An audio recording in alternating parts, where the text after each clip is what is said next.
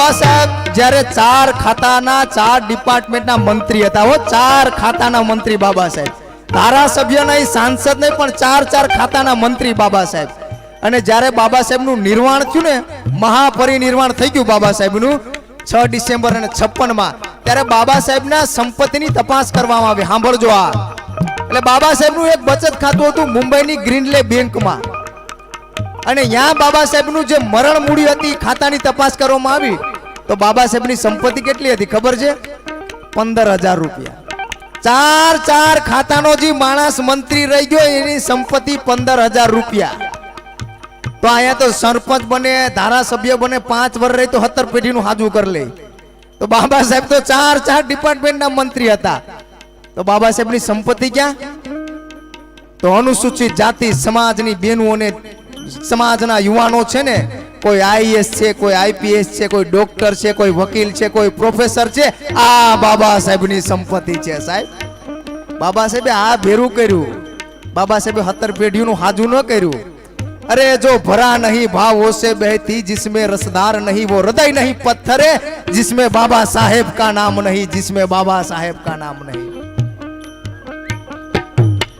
અછૂત કહી અડગારે નારા અડવાથી અભળાય છે.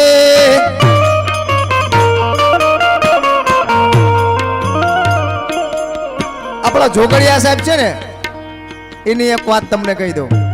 એમણે ડોક્ટરે કીધું કે ભાઈ તમારે છે ને દાખલ થવું પડશે. શું કીધું જોગડિયા સાહેબને? આપણા જોગડિયા સાહેબને કે તમારે દાખલ થવું પડશે. તો જોગડિયા સાહેબે એમ કીધું કે મારો કાર્યક્રમ થઈ જવા દો, પછી તમે કહો ને હોસ્પિટલે હું એડમિટ થઈ જાય. સાહેબ આને કહેવાય સમાજનું સમર્પણ ને સમાજને કંઈક દેવાની ભાવના. સાહેબ અછૂત કહી અડગારે નારા અડવાથી અભળાય છે. ભણા પછી ભાવિ બદલાય સાહેબ કહેવાય છે.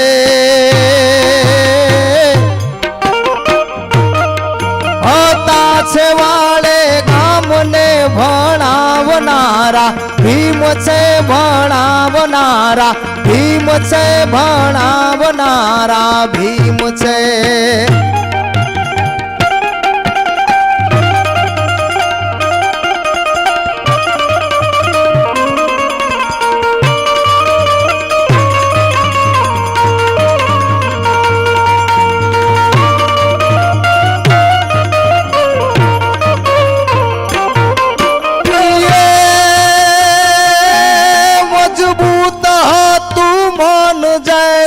ધર્મ રાખા ધ્યાનમાં,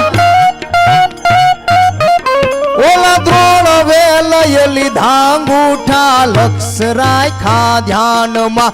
આશીષ મેળવી ઉજડી જમદીન પાંડવ થઈ ગયા,